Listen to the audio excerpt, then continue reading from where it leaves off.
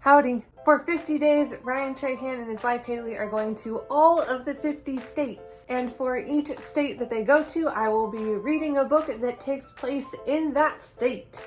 Today, Ryan and Haley went to Tennessee. I've already read a few books that happen in Tennessee, so we have a stack today, which is why we are over here. Are you guys ready for the stack? You sure you're ready? Okay, here we go. 3, 2, 1. That was loud. Sorry. I didn't think it was gonna be that loud. That's it, actually. It's just a stack of 3. It would be a stack of 4, but one of the books I don't have a physical copy of yet, so it's a stack of 3. I also technically haven't finished this one. I have 50 pages left in it. I was so close to finishing, and then I started this challenge, and well, you know. These both are nonfiction. This one is fiction. I was going to pick this for the Tennessee state. This was going to be my main pick. But as I was thinking about all the states that are coming up, I realized my choice for Montana is also by Melissa Ferguson. And I thought, since I have the opportunity to get a bit more diversity and not repeat an author, I thought that I would go ahead and not go with this one and pick one of these. And since I haven't technically finished this one, I figured I wouldn't go with that one and go for this one.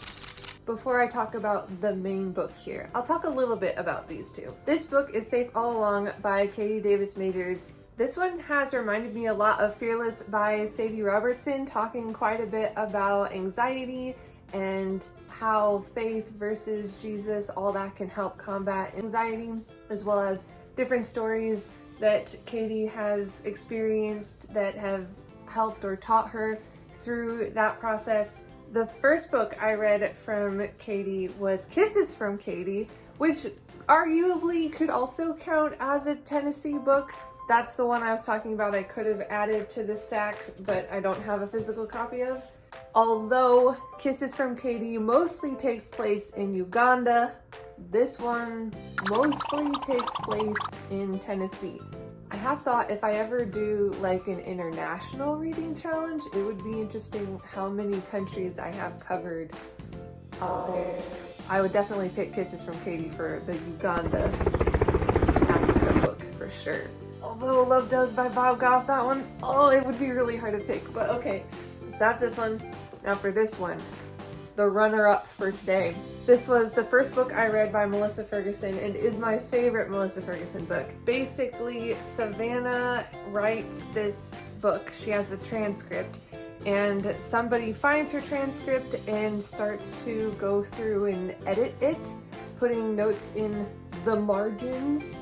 She doesn't know who it is, but as the edits keep coming, she starts to basically fall in love with this person, and this person may or may not also be falling in love with her. And it's just such a fun, bookish romance story. It was so cute, y'all. This was awesome. I cannot tell you how close this was to #1 for today. Highly, highly recommend. Absolutely adorable. Now for this one. Behind the Lights by Helen Smallbone. I don't know if you guys have heard of For King and Country. Joel and Luke Smallbone are the brothers of the band For King and Country. They've got quite a few albums out, love their music. I have some of their albums on vinyl.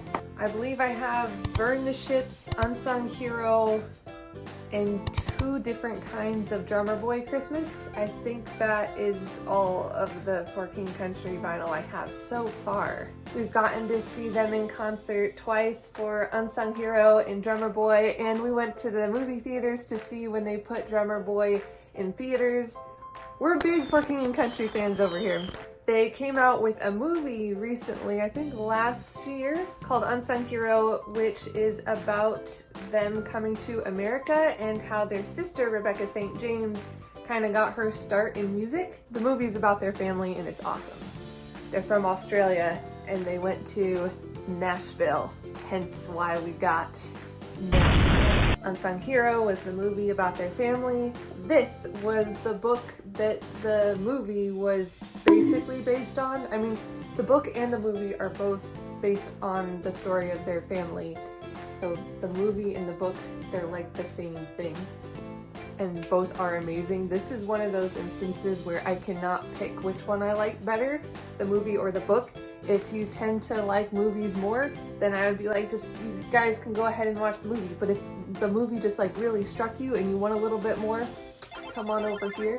And if you're more into books, then I would say go ahead and start with the book, but maybe also check out the movie because it was also awesome. Fun fact about the movie, in case you don't know, if you're new to the For King and Country stuff, Joel Smallbone, one of the main two bros of For King and Country, he actually portrayed his own father in Unsung Hero. And a lot of the Smallbone siblings, actually I think all the Smallbone siblings and the parents made cameos in the movie.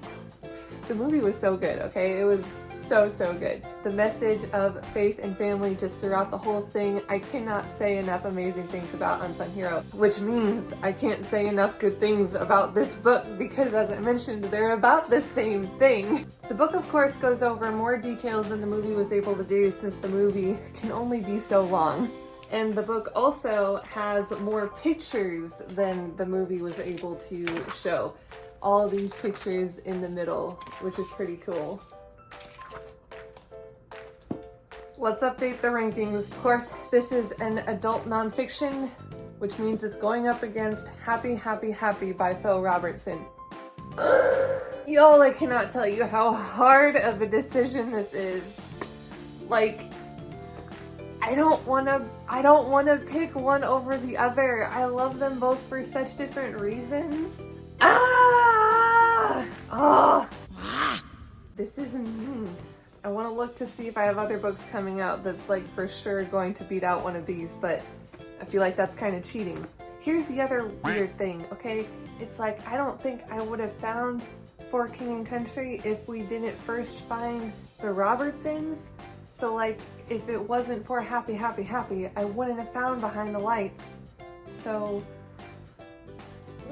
and then, okay, not that I'm stalling on making the decision, but another fun little tidbit here. The Smallbones were on quite a few of the Robertsons podcasts, okay? They were on Unashamed. They were on Duck Call Room. They were on Whoa, That's Good. And oh my goodness, all three pods were so amazing. It felt like the ultimate Christian family crossover. It was awesome. I want to make them tied, but I've got to pick one. I think, at least at the moment, I might make this one higher than Happy, Happy, Happy because it's a bit more fun of a read. Not that Happy, Happy, Happy wasn't fun, and they were both certainly impactful, but this one I think is a bit more fun of a read. So I think I might have to go with this one for the number one nonfiction.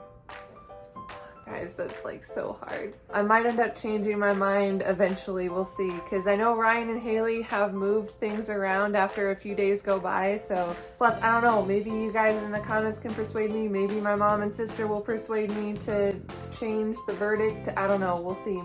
Now for overall, the overall ranking, let's see what we got. I'm looking at my rankings.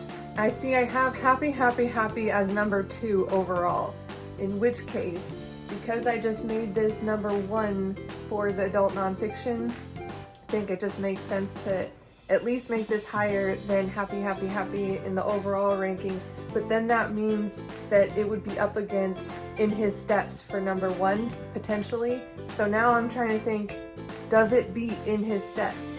And guys, I don't know, because I know for In His Steps, I want it to become a movie. Like, I even want a musical adaptation.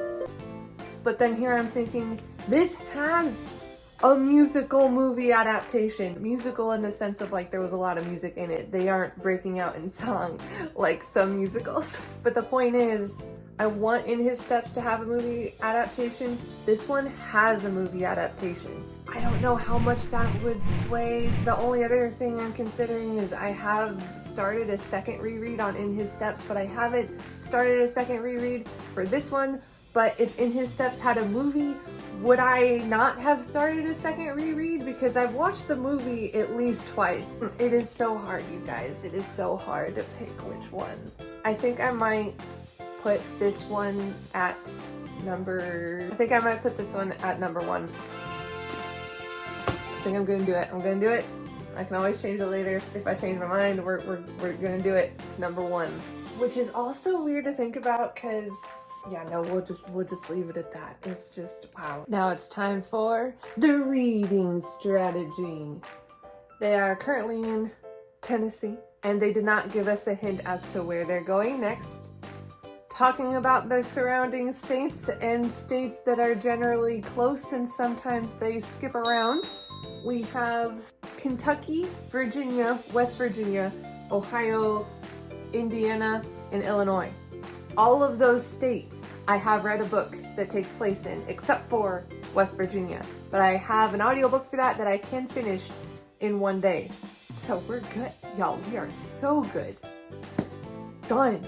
That is all for this video. Thank you guys so much for watching. Comment down below if you're watching Ryan's series and which Airbnb is your favorite so far. Let me know what you're currently reading, and don't forget to vote for which of the books I have featured so far is your favorite book in America. That link is also down there. See ya, mate. Or should I say, good day, mate.